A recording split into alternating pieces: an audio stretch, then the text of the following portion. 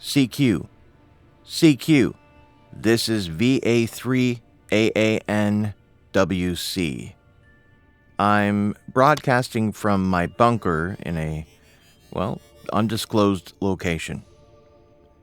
I sure do hope someone hears this. It's important. Okay, here we go. I've got something. It was sent by a mutual friend. It's a tool that was first invented over 147 years ago, but has since made significant technological advances. I don't mean this tool is technologically advanced. I just mean in general. Okay, so it's a microphone. Yes, I know. I'm always talking about microphones, but this one is different. And by different, I mean I haven't talked about this particular one before. Okay, sure. There have been all kinds of mics that come and go. Some sent from Micland, crafted with the utmost care and with absolute mastery, and priced so astronomically high so as to effectively separate the neophytes from the initiated. Some mics are inexplicably or even splicably terrible, sent from the darkest corners of our darkest places on Earth, boardrooms. They're priced low, but with only profit margins and the prospect of moving units driving these capitalistic demons to dangle novelty bait to entice microphone novices to part with their purses. And rarely, an affordable mic comes along, so worthy of music creation, so worthy of voiceover work, that it feels as though it was not only forged in some faraway mystical laboratory, but also that their very essence signals esoteric origins, like the builders knew exactly what they were doing and who they were doing it for. I've come into possession of one of these rare specimens. It can cover all of it, all the music, all the field recording, all the voiceovers, all the narration, all the broadcasting. It's simple, it's classic sounding, and it's handmade. The following broadcast contains all the information that you'll need to figure the rest out. I'll let you decide if I found the one you've been looking for. I'm uploading now. Please stand by.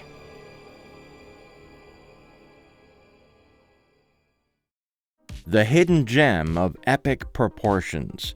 This is the SE Electronics sE4400, and oh man, it gave me the spoons to invent that intro you just saw. So, we're getting into it. It's 98% nerdy stuff, and it's coming right up. So, good day and welcome to the Time Preservation Society. I'm Captain Nemo.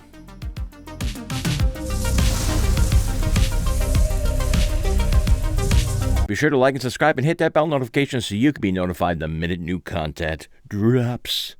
Cheers. So I'm talking to you through the sE4400 right now, not to be confused with the sE4400A.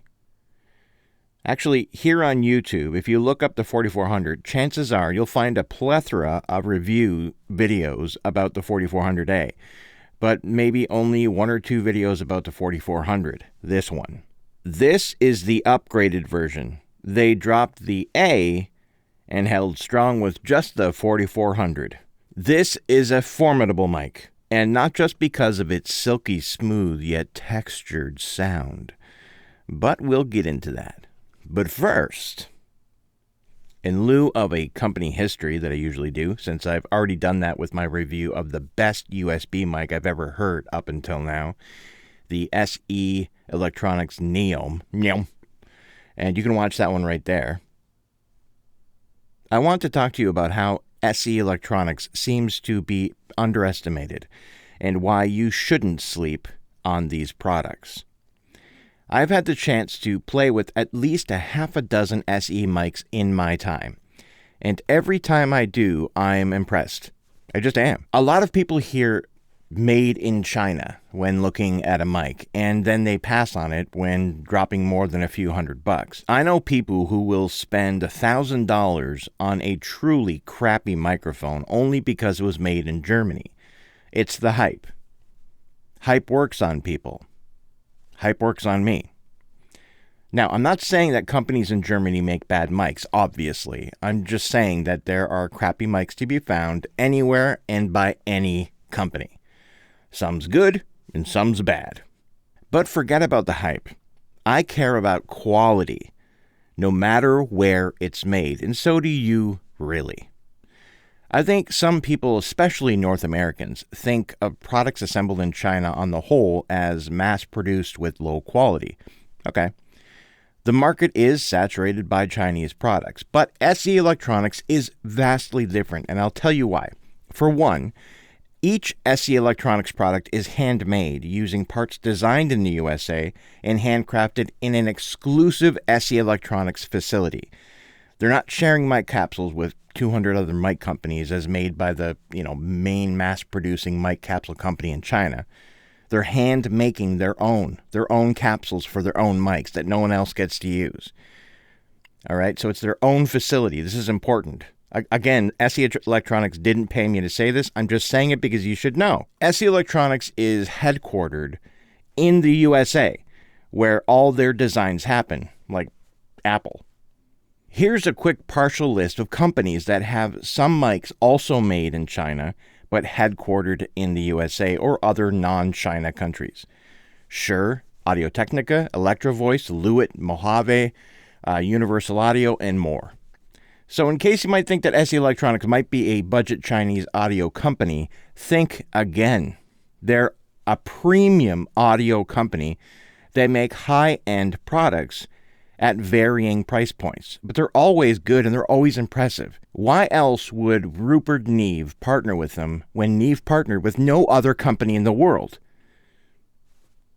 I really like SE Electronics, and this is one of the mics I have been after for a while. I actually asked them several times, I want to review the 4400. This is the one I wanted to try. And the other microphone I want to go next, I hope they'll send it, is the T2. But that's neither here nor there. The 4400, not to be confused with the 4400,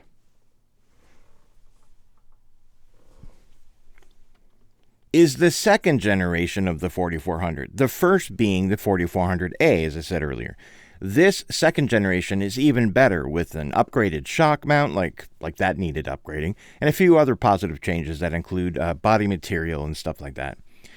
The second generation 4400, this one, was released in 2022, as far as I can tell. And that's the Atom Project and Bullet Train ago.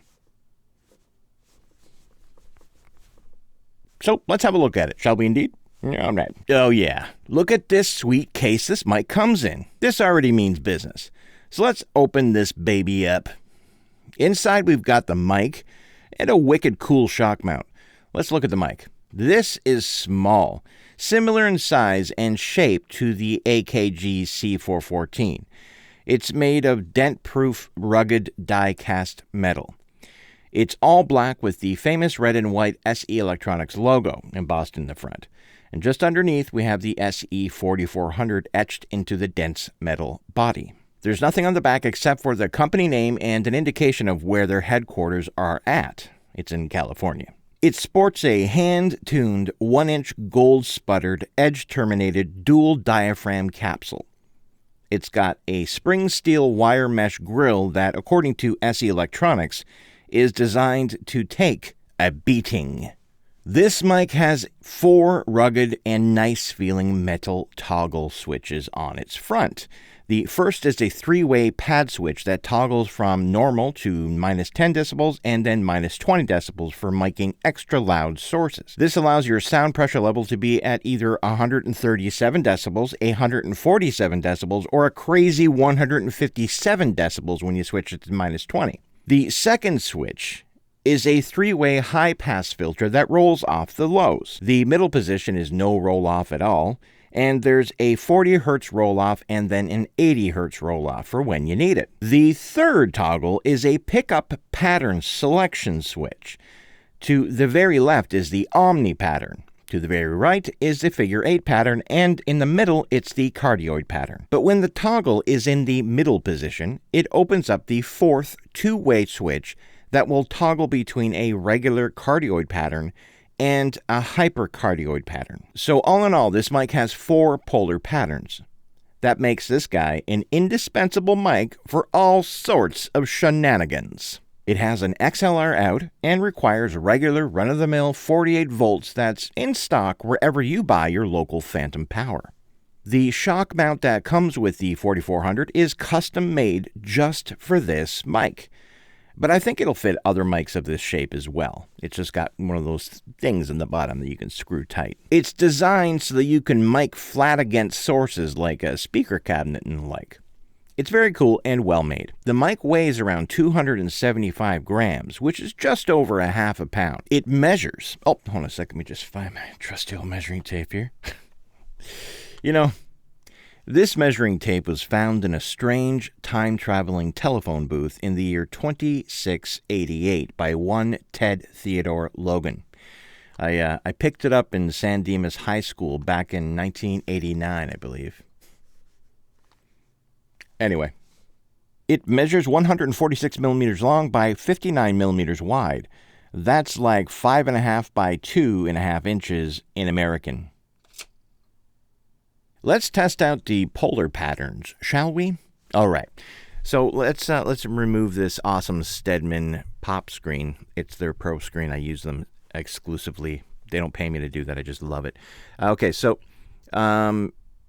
let's try out the Omni. Okay, so now you're hearing Omni. So no matter where I am around the mic, it's the same, right? So if I go sideways, if I can, here we go. So here I am sideways against the mic. It's in the back here. You can hear pretty much the same anywhere you are. You can also hear the sound of this room. This is what this room sounds like if you were here. Right? And the proximity effect has been drastically reduced from what it used to be. All right, so that's the Omni, and very useful for doing things like Foley sometimes and other stuff where you want to hear the room or you're trying to reduce any proximity effect, or even if you're doing some ASMR stuff. Okay, next, let's do the figure 8. All right, so this is the figure 8 polar pattern, and it is extremely directional from the front and the back. You're hearing a lot of that accentuated proximity effect. So let's see what happens when we turn it 180 degrees here. So let's do that, and we're going to watch I'm going to disappear. So that's what happens when it's sideways. Now you're hearing me from bouncing off of the room more than you're hearing me from here. It's crazy. That's figure 8, and it can be used for so many things. Let's hear the back. And now we are on the back now. Once again, here we are in the back of the mic. Yes. There it is again. So if you were trying to record a singer who plays guitar at the same time, you might want to employ a figure 8 where you have the one side facing the guitar and one to the vocalist, or you might want to be very specific not to catch anything to the sides and only pinpoint. It's like better than a shotgun for just getting that pinpointing exactly what you want to record and kind of rejecting anything to the side. Or if you have two people singing into a mic, or if you're doing a podcast with one mic, or interviews, anything like that. Okay, next. Okay, so now you're hearing hypercardioid. So this is going to have a more directional pickup pattern, and it's going to have a bit of a lobe in the back, because hypercardioid is not only a longer direction to get more pinpointy, but it also increases a little bit in the back too. So the sides don't pick up as much as they do in cardioid, so it's a little more narrow, but the back kind of is a little bit more than regular cardioid. Put it back to cardioid. So let's hear the difference between cardioid and hypercardioid when I'm facing directly to the mic. So here's cardioid, here's hypercardioid. So it gets lower. Cardioid right here, hypercardioid here. So it accentuates the lows a lot when you're really close to it. So that's that. Put it back to cardioid. And we've got your pad switches, which you know what happens. It gets quieter. So for example, now we're 10 decibels quieter. And now we're 20 decibels quieter. In case you need to mic a really loud source. And roll off. So here is 40. So there's 40 rolled off. And there's 80 rolled off, I think. So there you have it. That's all the polar patterns and all the things you can do with this. It is like a Swiss Army microphone, one that you can bring with you everywhere, and it's awesome. And listen to the sound of it. It sounds great. So I spent a lot of time with this mic, and I think it might be one of the smoothest sounding mics. Flat but rounded. Great bottom end. But there's a little hidden edge there, which I like. It's a slightly dark mic, but not anywhere close to being too dark. It's just pleasing to listen to, easy on the ears, like a classic vinyl record album sounding mic. That's how I would describe it. But don't take my word for it. I went to record some tests and inadvertently wrote another MIDI song about this mic. Yeah, it happened again. The following song was 99% recorded with this mic. The 1% being a very small piano part and like 10 small cymbal hits that I used MIDI cymbal. Bridget bought me a new ukulele for Christmas, so I mic'd that along with an acoustic guitar. I mic'd my guitar cabinet for electric guitars, and I mic'd that same cabinet when I played bass. I mic'd my little shaker egg thing. I mic'd vocals, like 20 of my backing vocals. I used everything was this microphone. And finally, I mic'd a cajon, a Cajun, a cajon, a cajon. You know, the box drum?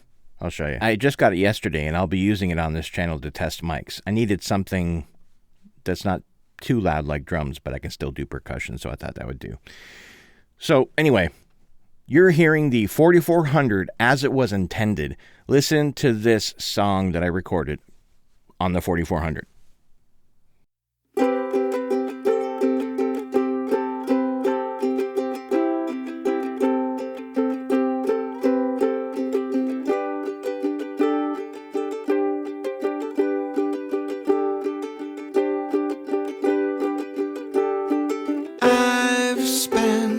Most of my life inside my preconceived notions of mics,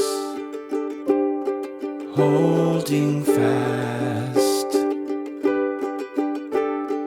always German or Austrian or otherwise European or American.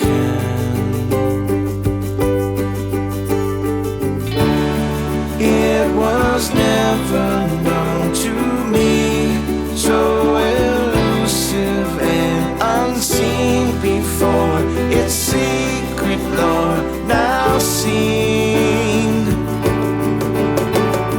I will hold it high. 4400 raised to touch the sky.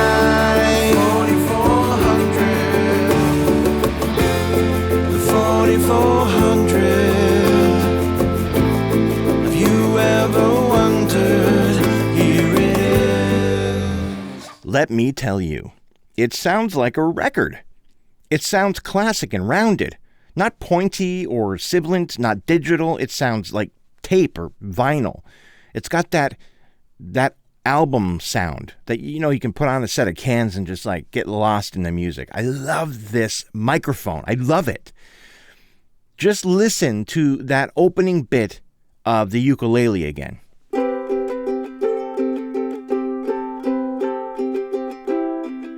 I mean, do you have headphones? If not, are you listening to this on your phone? Because if you are, that sucks. Put on some nice headphones or something. I mean, that's raw. That's what it sounds like. I didn't do any EQ to that. That's just what it sounds like. It's amazing. You can also do stuff like this. Mah Nà Mah Nà.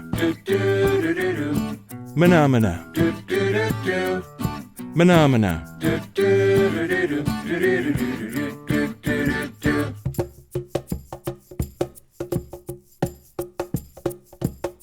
I totally love this mic, and that's why I wrote that song about it, the 4400. This kind of thing happens a lot around here when I get giddy about things. And in case you didn't know, I've started releasing my little mini songs about audio things that I review on all the streaming platforms. You can listen to Song of Atlantis, Model of the N, and now the 4400 on your favorite music streaming platforms. My artist name is The Recordist. That's it. I think there's only one of me, so easy to find. I will put a link in the description below to the 4400 song on your favorite streaming platform, so you can go ahead and listen to it on your way to buying this mic. And if you're watching this in the future, then I'm sure there are many more mini songs available to you to listen to, because I'm going to keep uploading them now. I think that's what I'm going to keep doing. Anyway, the 4400. It's super quiet, too. At 13 dBA of self-noise, this mic competes with the big guys. Really. I mean, U87's, I think, 13 dBA, so it's the same. The 4400 reminds me of an AKG sE414 XLS with a little bit of the sE414 BULS vibe. You know what I mean? If you know what I mean, you know what I mean. You know what I mean? So how much does it cost? You can own an SE Electronics sE4400 for only $499. So that puts it firmly in Shure KSM32 territory. And the KSM32 doesn't have any switches or customizations at all. It's just a microphone. So compared with an AKG sE414 XLS at $1,100, this is a way better option. And you can find them at your local music store or by following the link I put in the description below. You can buy it any way you want to, but you need to check this out. And if you don't want to put $500 out and you aren't sure on your own voice, which is entirely understandable, then rent it, rent it, borrow it, whatever. And then try it out, because it's fantastic. I think it sounds great. And when I was playing with the instruments, it's so good. You can also use this as part of a mid-side array. Like, you can use a shotgun or an otherwise cardioid or super cardioid in the center and use this on the figure 8 and create a mid-side. And you can use it in field recording, so it's great. And because SE Electronics says this thing's meant to be beaten a bit, it can handle it on the road. So I think that's fantastic. Don't get it wet, though. I am ever so pleased with its microphone. Ever so. So here's who should buy it, and I'll follow that with who shouldn't buy it right after. If you're into music recording of any type, voiceover work of any type, podcasting, broadcasting of any type, field recording, Foley, sound design, live streaming, or oral history recording, all of it, if you're into all of that, then you should buy it. Here's who should not buy it. People who don't care about recording sounds. So there you have it. The SE Electronics sE4400. It's what's for dinner. This is now a top mic in my collection. A top mic. I'll be using this mic to measure other similar mics against in the future. But what do you think? Let me know in the comments below. What do you think? Does this sound good? I think it sounds great. Am I crazy? I don't think so. A lot of people think the same thing. And I am not what is called a civilized man, Professor. I have done with society for reasons that seem good to me. Therefore, I do not obey its laws. Bye now. In transmission.